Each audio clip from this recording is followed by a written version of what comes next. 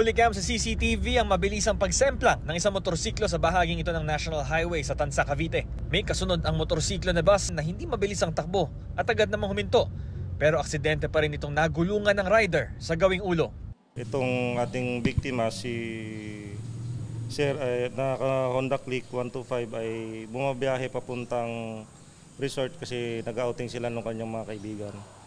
Nang bigla na lang siyang madulas sa gilid ng kalsada at sa pagkakadulas niya ay bumagsak siya sa motor.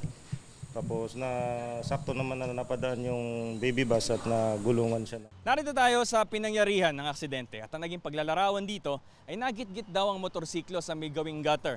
At mapapansin ninyo may mga buhangin dito, isa raw sa mga naging dahilan kaya nawalan ng balanse ang rider. Naisugod pa sa ospital ng rider pero kalaunay nasawi rin dahil sa tinamong mga pinsala. Nakaligtas naman ng angkas niya na hindi sa mismong kalsada bumagsak. Nakipag-ugnayan ng driver at operator ng bus sa pulisya at nakipagkasundo sa kaanak ng biktima para magkaroon ng settlement.